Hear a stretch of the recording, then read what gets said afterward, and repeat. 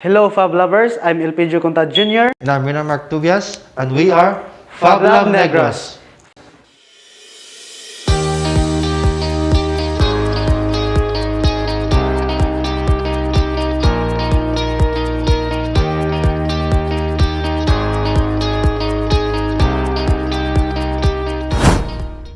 Fablab is the first fabrication laboratory in Negros Island, created under the partnership of Negros Oriental State University and the Department of Trade and Industry. A state-of-the-art workshop with a heart for a culture of innovation. And today, we're going to show you how to use a compact desktop-sized Vaquform. Before we proceed with the Vaquform, we first provide the mold for the process. Here, we have a seed starter mold that was printed from a 3D printer. And it has the right modification in the bottom area of the mold for easy removal after molding process.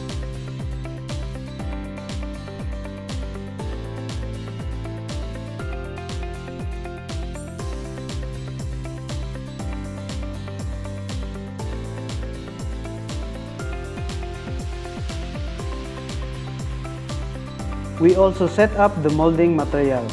This depends on your polymer type of choosing. And for Fablab Negros, we have the industrial grade polyethylene hips. Now, the hips have different thickness, which defines the temperature we will be sitting on the Vaquform.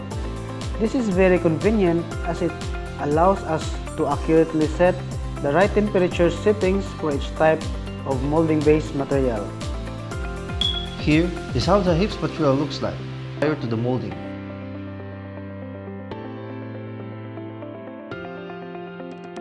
Now, let's first switch our Vaquform on like so.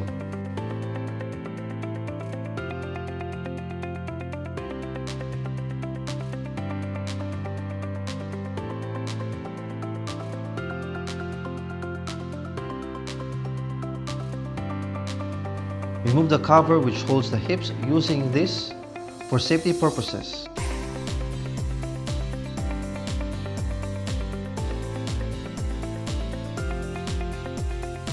Then let's place the hips. Since we have the 1 mm size hips, we'll set the temperature according to the thickness of the hips.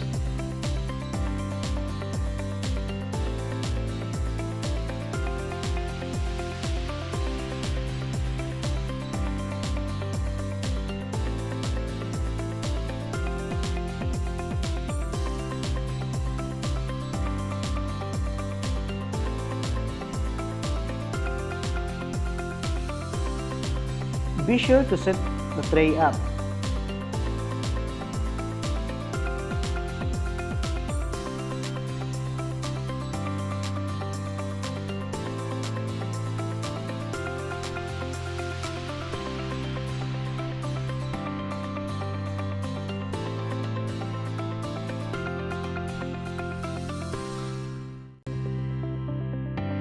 And start the temperature.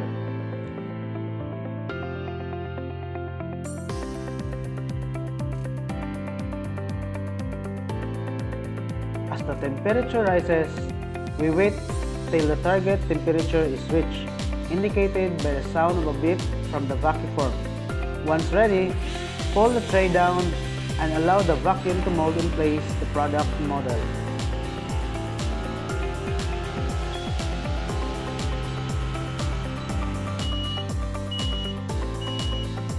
Wait for a couple of minutes and then remove the cover using the fork.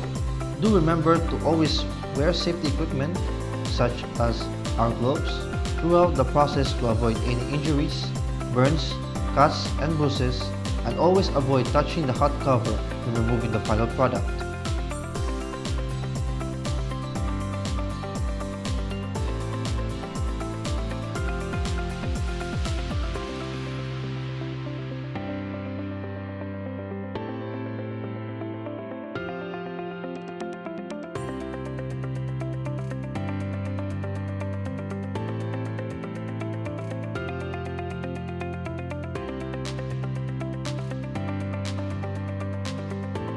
Finally, we cut then the sides of the product model.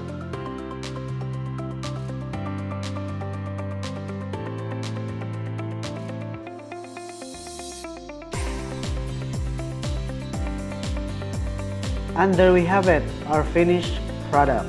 Thanks for watching our Vaquform process. Be sure to watch and tap into the other Fablabs of the Philippines. Thank you, and we hope you enjoy our Fablab Negros experience.